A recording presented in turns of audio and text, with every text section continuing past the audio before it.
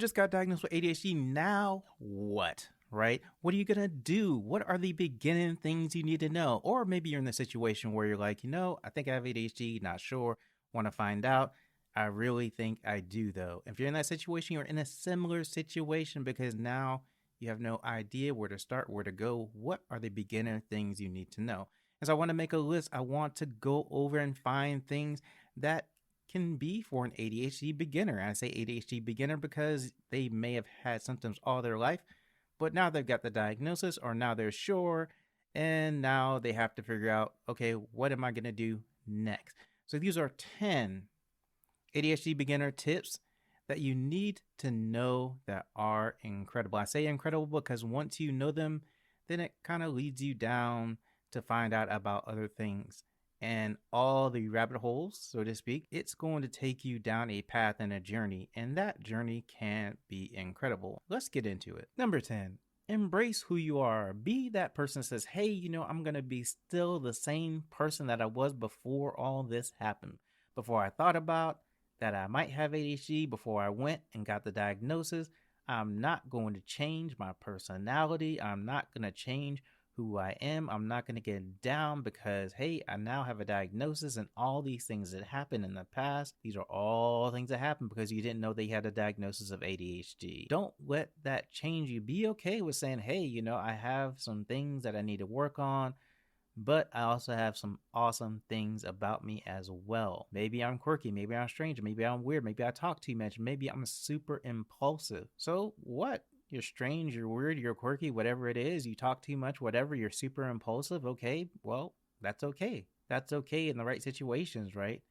You just have to be yourself. And of course, you're going to work on yourself and work on things with ADHD, but don't let that get you down. Don't let that change your personality. Be you and still work to improve on things that you want to improve on. Number 9, don't get down on yourself. Not at all. Now, what a lot of people do once they get diagnosed, once they find out, once they think that they know that they have ADHD, what they do is to say, man, if I knew that I had ADHD a lot younger, I could have taken so many steps to do this and this and this, and I would have accomplished this and this and this. I would have struggles in this area. I could have had some way to develop some skills to make sure that I succeeded in this area.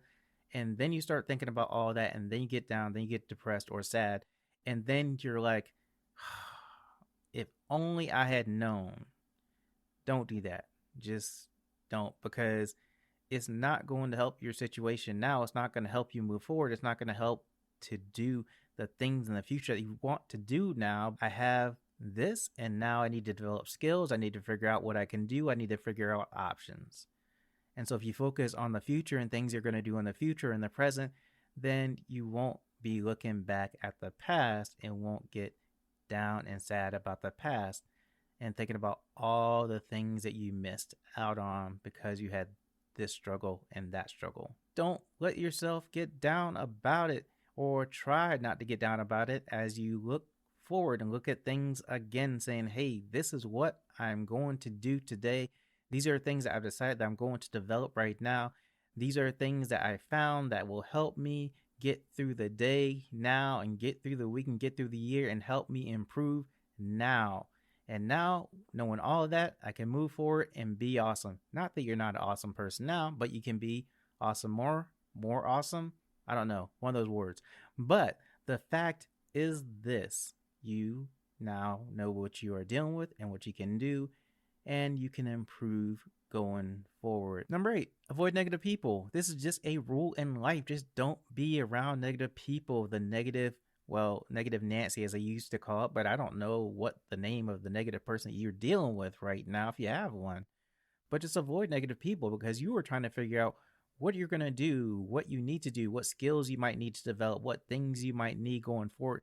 You're trying to figure out all this stuff, and to have a negative person also there as well, you just don't need it. Just avoid negative people. If you're talking to them and they say, well, I don't believe in this, I don't do that or whatever, I think this is dumb or whatever it is, and you're trying to just figure things out, and they're just talking all negative, and negative, then what's the point of them being there with you? Just avoid them. Say, hey, next time they want to hang out, just be like, Yeah, I don't think I'm going to do that right now. I've got this stuff that I need to do. I'm not saying lie to the person, but just be like, hey, keep your distance from the person that's negative all the time. You just don't need it. In general, in life, you don't want to be around just negative people, someone who's negative all the time. If you have a negative person in your life, just put them at a distance for a while. Just say, hey, I don't need this right now. I don't want to be around negative energy, so to speak, right now. Okay, number 7, you learn a lot. And you learn a lot about the brain, basically, because that is where ADHD deals with, right? It's executive function. If you learn about that too, you'll learn so much about the brain. You'll be like, I did not ever know that I would learn all this stuff about the brain.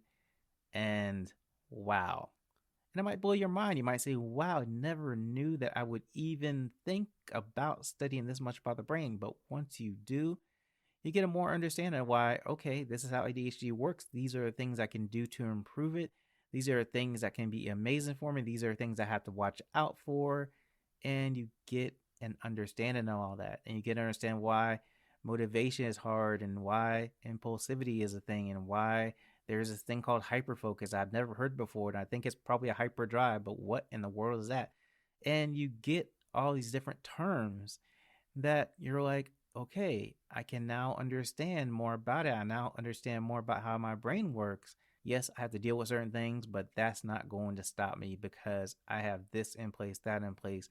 And I've learned about the brain enough to know that this is going to work. It's not going to be a simple, short process. You're going to learn all the time.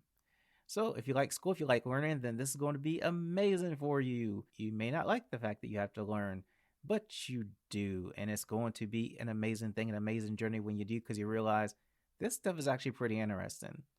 It might be difficult at times, but it is pretty interesting. And it kind of gives me some like introspective, to it.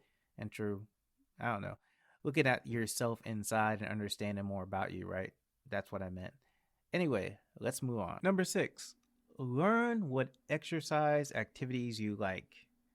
Trust me, this is going to be a great thing for you because you need to figure out what kind of exercises that you like, because exercise helps to increase dopamine and serotonin and norepinephrine and all the things that are in your brain, all these neurotransmitters that you need that you might have a deficiency in. Exercise helps boost those things. It helps to boost neurotransmitter production. One of the first things you're going to learn is that, hey, I have a neurotransmitter deficiency probably, and I don't have enough dopamine probably, so I'm trying to find activities that are going to give me more dopamine. And guess what? Exercise does that. It has a lot of benefits, not only for just your regular physical body, but for your brain as well. You just got to find ones that you like. You just got to find exercise activities that you like, that you have an interest in, and just try them. If you don't like any right now, just go out and try some and say, I'll try this. I'll try that. And just try some. And then figure out which ones that you like, which ones are least uncomfortable for you. If you don't like any type of exercise, just find something. Whether it's walking in a park or whatever you want to do, just some form of exercise. You need to do some each and every day. And I think the last thing that I looked up, it's about 6 hours per week to get the full benefit of exercise for ADHD. Number 5, you have to break things down when you have ADHD. No way around it. You just are going to have to get used to it. And it's not an option to not break things down, because if you don't, that's going to create issues. And the reason I say that is because you have working memory, executive function. When you have working memory and executive function issues, this creates an issue with trying to break things down, trying to organize, trying to learn things. And so when you're trying to learn something, when you're trying to accomplish a big task, you're going to have to break it down into smaller chunks. And you'll find out this is really amazing, right? Because you look at a big task, or you look at, this exam or something you have to take or whatever it is, and you look at it and say, wow, I don't think I can do that. It's overwhelming to you. But then you start to break it down. You're like, this is not so bad. If I do this part, this part, this part, this part, I'll still get there. But now I'm not thinking about the whole project. I'm just thinking about the little parts that I broke down. And the thing about breaking it down, this is also very important. Make it visual. So don't try to break it down in your head, right? Just make sure that you got a piece of paper and a pen and you're writing down the ways you're going to break it down, whether it's a extensive outline, because sometimes you have an outline, or a flow chart, or whatever it is, you need to find a way to break down whatever you are trying to do when you have ADHD. Do it for everything. If you want to learn how to clean your apartment, break it down into sections. I'm going to clean the living room today, and I'm going to clean my bedroom the next day, and I'm going to clean the bathroom the next day. Now, if you say, hey, I'm not going to clean the whole living room in a day, okay, break it down into even smaller sections. I'm going to clean the left side of the living room. I'm going to clean the closet in my room. Break it down, and you'll realize that as you go through and do these little types of activities, little types of things that you've broken it down to, you'll accomplish so much more. Number 4, a list and sticky notes. And what I mean by this is that you're going to have to get used to writing things down on a list, or you're going to have to get used to using sticky notes, or both. Because of the fact, when you have a list, when you go down and have a list of things that you write down, whether it's a list that you go grocery shopping list, whether it's a list of things you have to do during the day, whether it's a list of things you might have to clean or organize, and you decide, hey, I'm going to put this on a list. Having a list just lets you organize so many things that you want to do if you write them down on the list. Not only you're writing them down and you're reinforcing your memory because you have written them down, but you now have a list of whatever you're trying to remember, whatever you're trying to organize, whatever you're using the list for. Now, writing a list is not an end all be all. It's not like this amazing thing that, hey, can just solve all your problems, but it is a tool or aid that you can use. You're probably going to have to get used to sticky notes too, because sticky notes are great because of the fact that you can put them anywhere. Anywhere in your house that you want to remember something, that you want to make sure that you don't forget, that that you walk by that area and look up and see that sticky note and say, okay, yeah, I got to do this. So get used to having sticky notes. Now, if you don't want to use sticky notes, that's okay, but I recommend that you do because it's going to be helpful. Now, the downside of this is you might have sticky notes all over your house and apartment, and then it might create a mess if they start to fall off wherever they are stuck onto, or you just get so disorganized into the sticky note mountain of things that you have up on different places that if one falls off, then your system is just out of whack. But if you use them in moderation, then sticky notes are amazing and great and can be used for so many things. You can put them anywhere and they can help you remember certain things, and they can help remind you of certain things or appointments or whatever you have. You can put it somewhere and then you can look up and say, oh yeah, I need that, I need to do this, I need to be there at this certain time.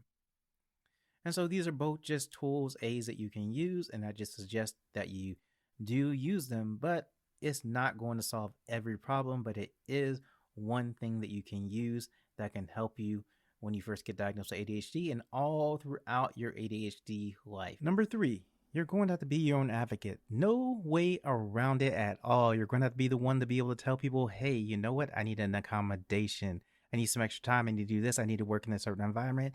This thing will help me be more successful. This is how my brain works. This is how my brain thinks. You know what? I can help you do this. I am really good at brainstorming. I'm really good at coming up with ideas. I'm not as good at doing this as I am with doing that. You give me a chance, opportunity, and I can be the best. But you're also going to encounter people that say, no way, no way, no how. Why do you need this? Why do you need that? What do you need that for? And you have to be able to explain it to them. You have to be able to explain why. You have to be able to explain why this is excellent for you. And so you're going to have to be your own advocate at some point, some way, somehow over the time that you are trying to figure out ADHD. Number 2, support. You're going to need support at some point when you have ADHD. You find out that you have ADHD and you just get your diagnosis, trying to figure everything out. You're going to need support, whether it's from a friend, family, support group. Those are the ways that you find support.